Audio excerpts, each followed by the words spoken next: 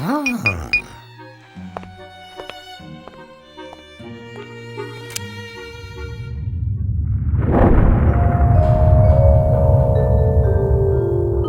Oof, my head. That was really rough. My memory is clouded. What happened to me?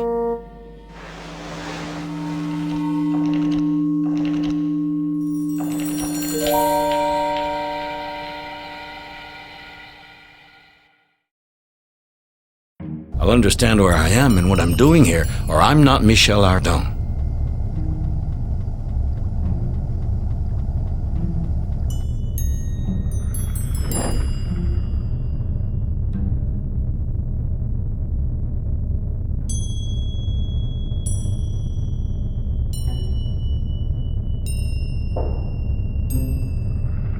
I'll understand where I am and what I'm doing here, or I'm not Michel Ardan.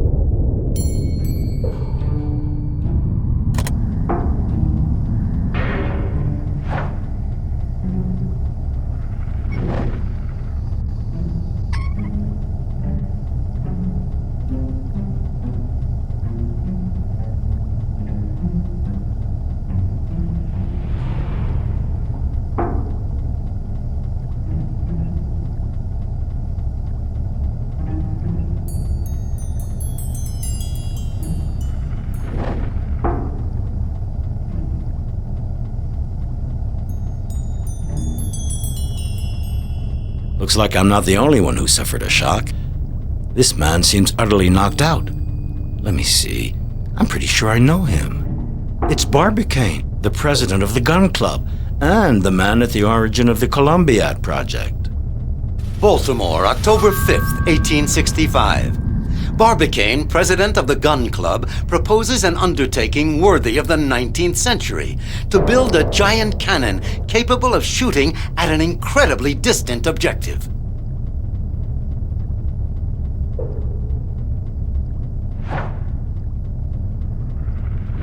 A newspaper clipping. Hey, the article talks about me. Michel Ardan, famous French adventurer, volunteers to travel in the aluminum shell designed by President Barbicane.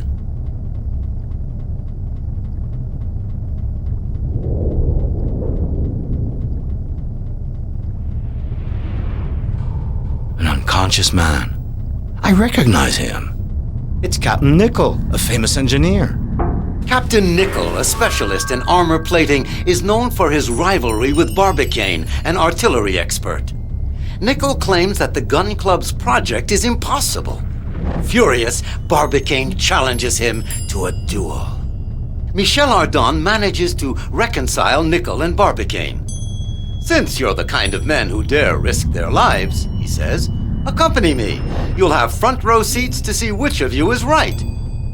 So in the end, the shell is loaded in the giant cannon with 3 men on board.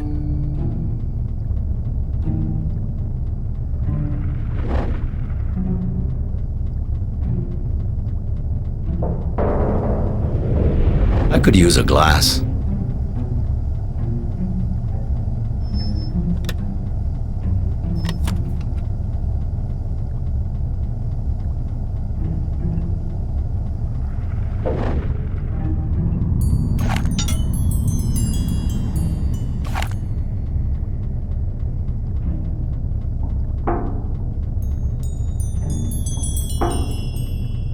It's jammed.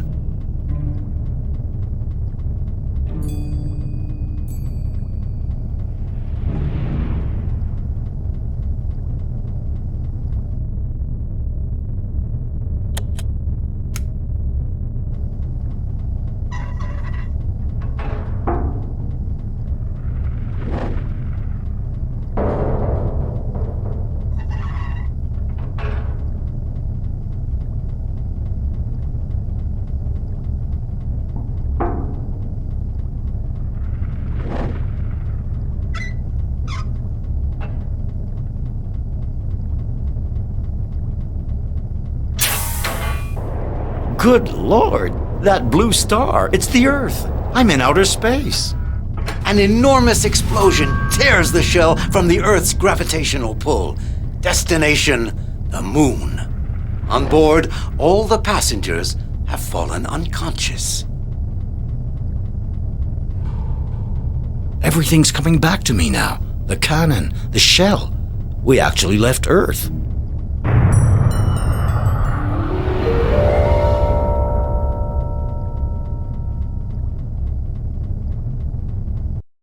Fantastic. We're on our way to the moon. Nickel, Barbicane, and me. I seem to be the first to ever regain consciousness. I'd better wake up the others. What's this dark stain that's spreading? Is my friend injured? Michel Ardan briskly raises the blanket, covering his friend. My lord! I thought Barbicane was just unconscious, but he's dead. And it's not the G-forces at the launch that killed him, but a bullet right through the heart. What happened? I've got to understand just what happened.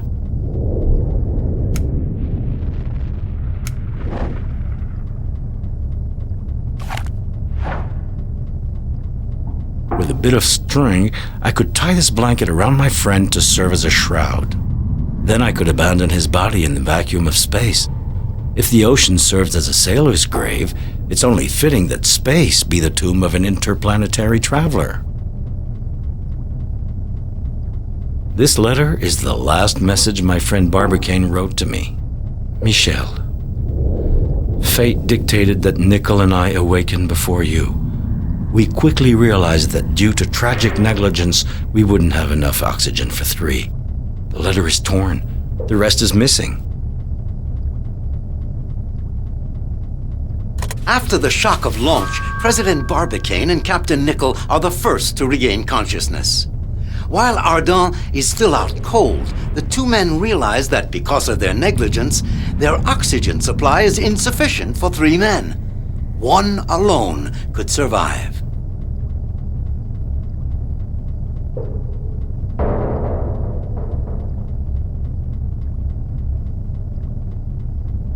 This letter is the... Michel, the letter is torn.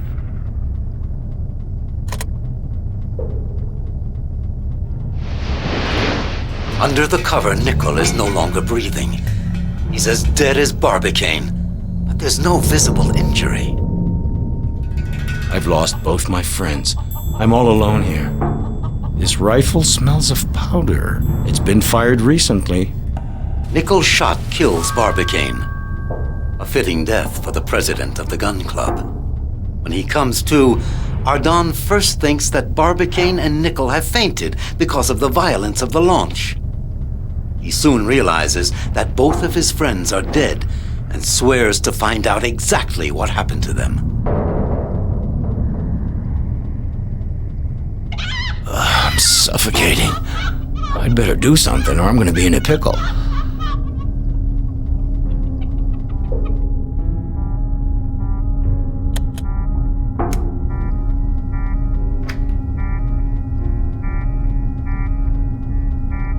A monograph on lunar ideograms. I'm going to take this interesting essay with me.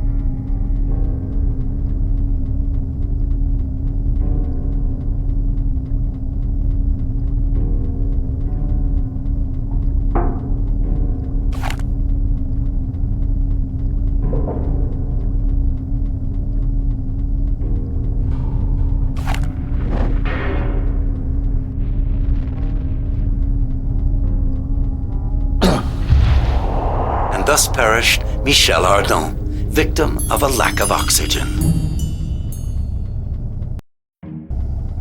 I'm suffocating. I'd better do something or I'm going to be in a pickle.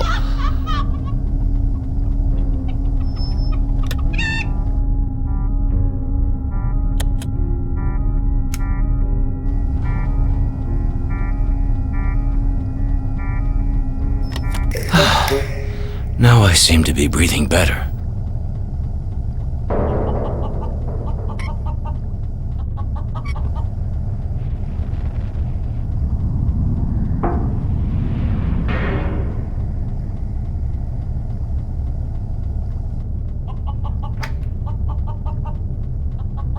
What do you know?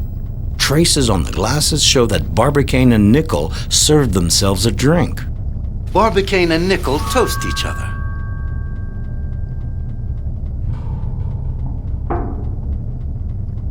I'd better not touch this glass. I can smell a suspect bitterness mixed with the bouquet of the wine.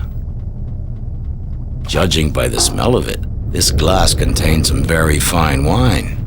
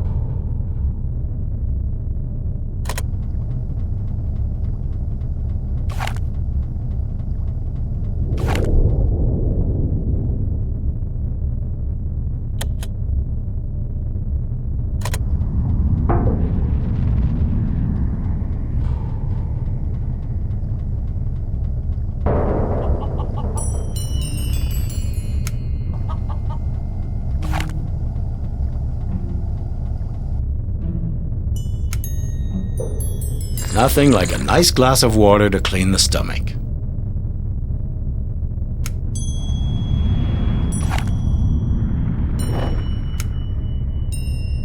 Nothing like a nice glass of water to clean the stomach.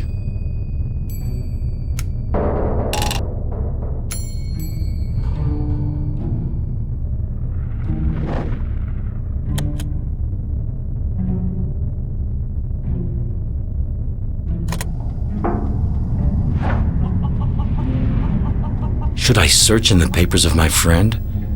It's indiscreet, but maybe I'll find clues. This is Nickel's wallet. What's it contain that's interesting? Ah, so this is what a love letter looks like. My valiant captain, if you wanted, yes, if you so desired, we could leave together for that destination which fills my every thought. The letter is signed Diana.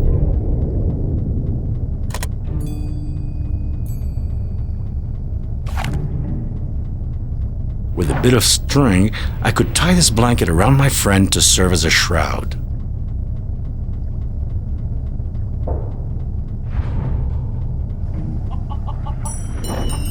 A piece of paper, ripped up and burned. Hey, here's the rooster I smuggled on board. I'd forgotten about him. I had hidden this handsome specimen of Gallinaceae under the bench to play a joke on Nickel and Barbicane. Once on the moon, I would have set the animal free outside the shell without saying anything to my friends. What a shock they would have had when they saw this terrestrial poultry perched on some lunar peak. Rooster, my friend, I see you got loose of the string got attached to your foot. Very good. There's no longer any reason for you to stay hidden since we're all alone on board. The rifle shot scares the rooster that Michel Ardan had hidden in the shell. The frightened animal rips with his claws part of the letter Barbicane has in his hand. The paper catches fire when the frantic movements of the bird carry it above the gas burner.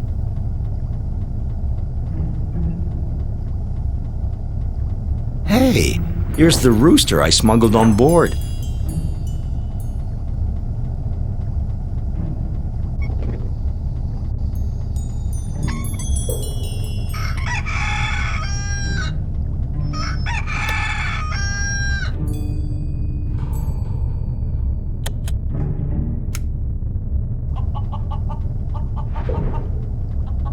By heating this burned paper slightly, the letters that were written on it reappear, bright red.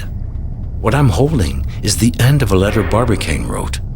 Discovering that our air supply would only be enough for one person, Nickel and I quickly agreed on what we would do.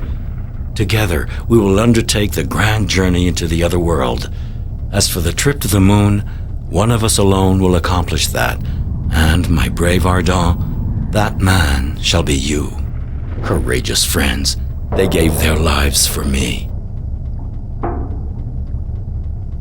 When confronted with danger, real or imaginary differences couldn't prevent two representatives of the nation's elite from doing their duty.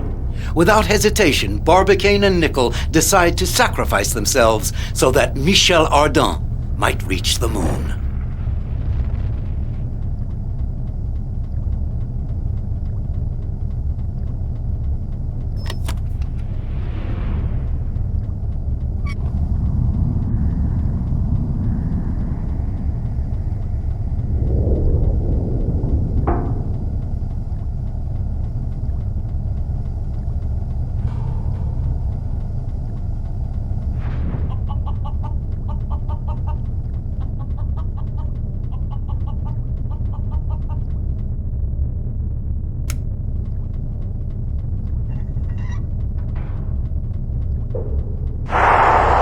A disconcerting, if predictable, event takes place on board the shell. When the projectile reaches the point at which the gravitational attraction of the Earth and the Moon are in equilibrium, Michel Ardan starts floating in the air.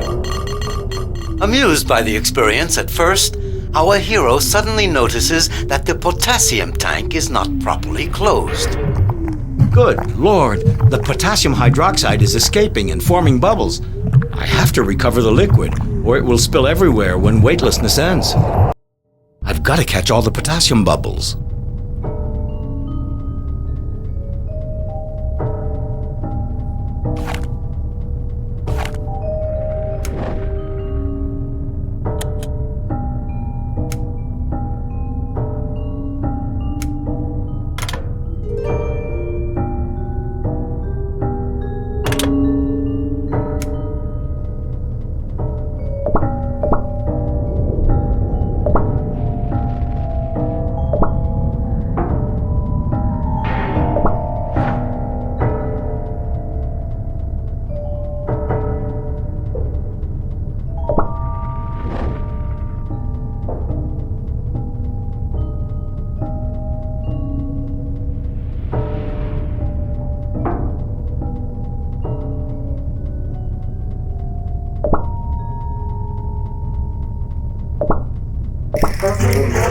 Michel Ardan has captured the last bubble just in time.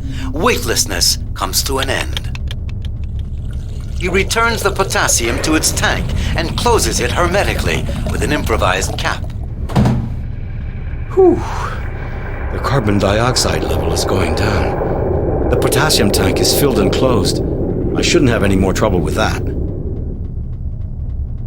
The end of weightlessness indicates the shell is coming closer to the moon.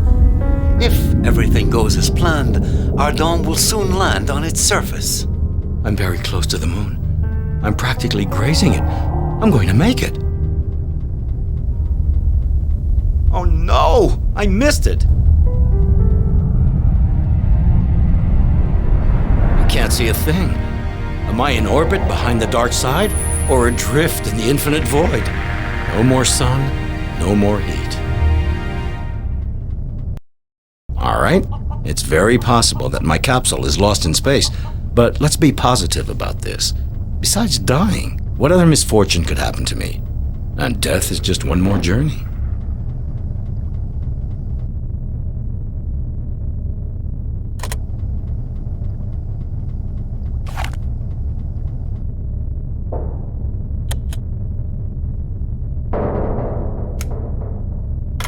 While cutting up Barbicane's hat, I found a letter signed Diana in the lining. It must be confidential if my friend took the trouble to hide it this way. Let's take a look. Sir, I will not seek any other excuse for my behavior than my passionate desire to visit the moon and to meet its inhabitants, who I know for a fact exist. When it turned out that such a journey was possible, I would have given my all to participate. Nothing else was important in my eyes. Yes, I dreamed that you would love me and that I would go with you to the moon. When I realized this was an illusion, I tried, out of spite, to seduce Captain Nickel. I wanted him to hide me in the shell, a stowaway. But Nickel proved as stubborn as you, and I was left alone with nothing but my shame. I do hope that you will pardon me and beg of you to keep this confession secret, as it would utterly destroy my reputation were it to fall into the wrong hands. Farewell, sir. And when you are on the moon, please think kindly of one who would so love to have accompanied you. So, this Diana tried to seduce Barbicane, then Nickel, in the hope of taking off for the moon? Poor girl. The hearts of human beings are sometimes moved by strange passions. The old rivalry between Barbicane the gunner and Nickel the armorer is a fact. Furthermore, letters found on the two men seem to indicate that they were loved by the same woman, a certain Diana. Weren't there enough elements to rekindle the flames of a scarcely extinguished dispute? The hypothesis of a quarrel provoked by a woman doesn't resist serious examination. A letter concealed in Barbicane's hat clearly demonstrates that Diana's advances were firmly refused by both men.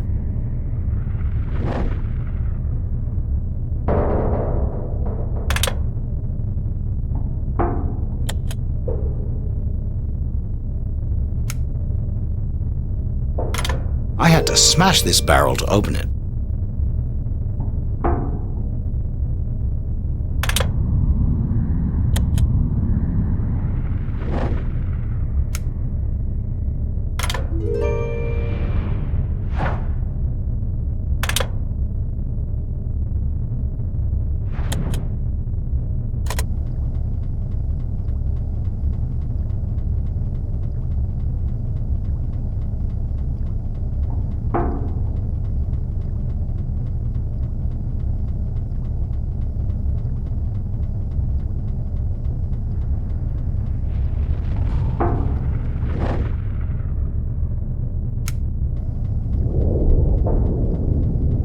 This is Nickel's wallet.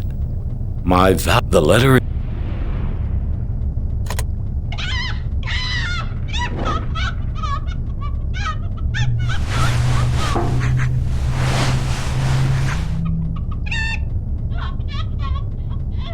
Well, now I can throw the body into space.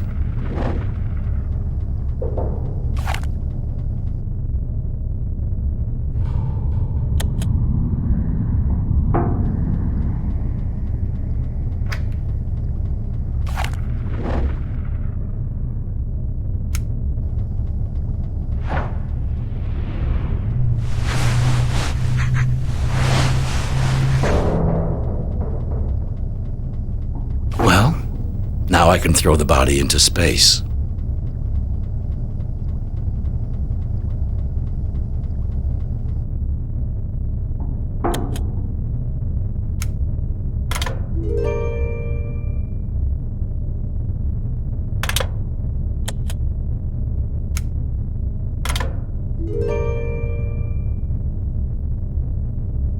I'm suffocating. I'd better do something or I'm going to be in a pickle.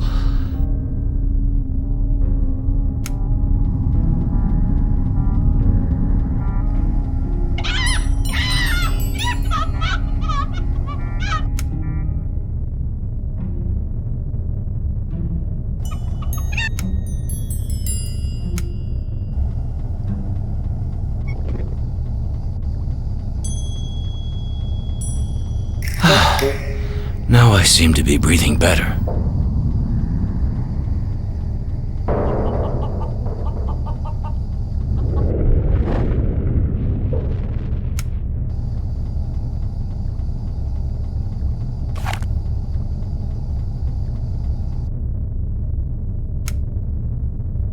Well prepared, these compressed foods are rather tasty.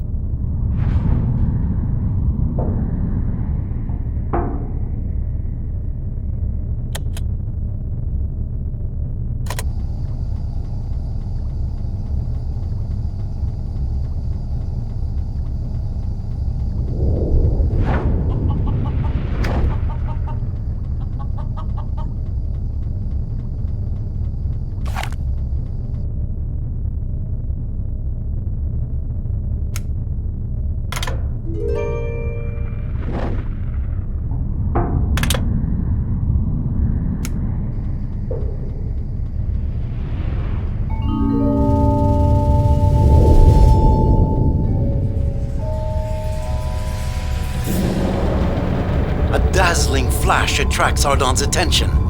The explosion of a meteor reveals the hidden face of the moon.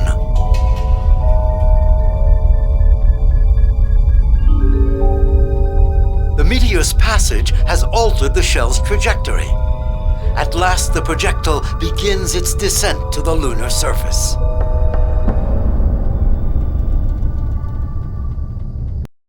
To land successfully, I have to ignite my retro rockets.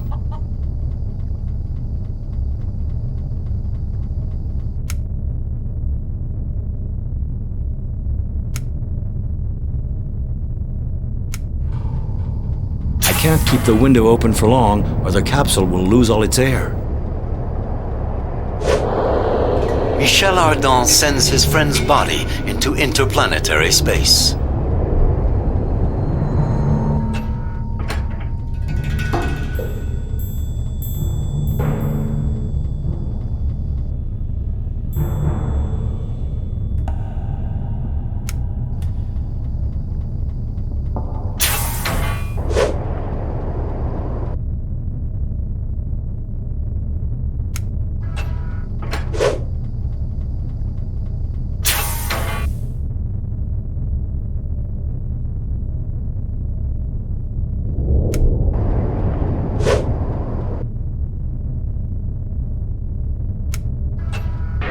Throw this out. I needed to...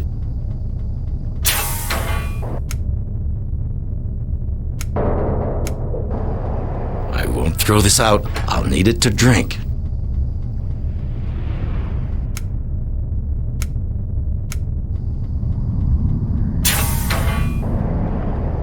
Beyond this opening is just the vast emptiness of outer space. I could throw out everything that's cluttering up my capsule.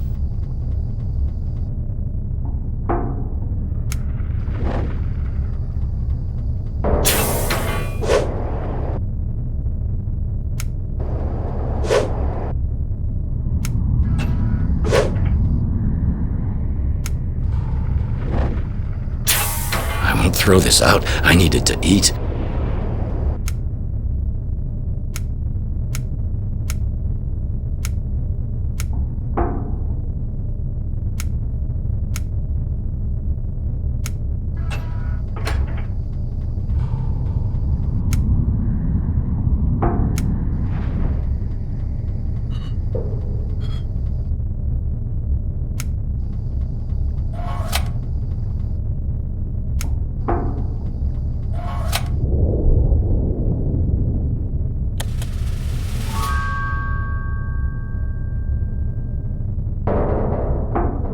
I have to land on the moon in one piece. To slow down my descent, I've got to start the retro rockets and lighten my shell, whatever I have to do, except jump out myself.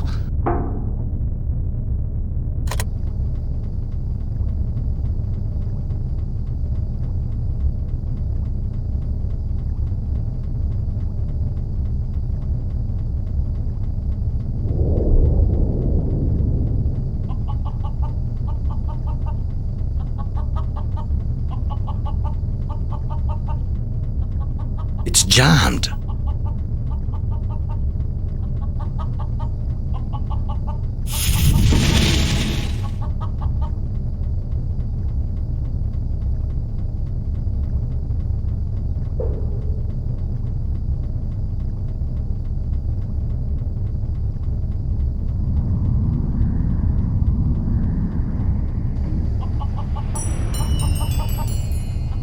The oxygen feed is functioning correctly. This is no time to change the settings.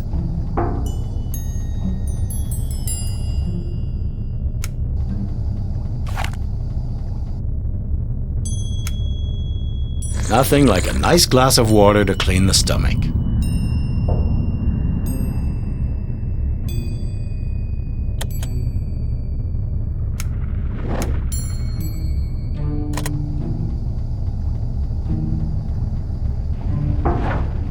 Hey, here's the rooster I smuggled on board.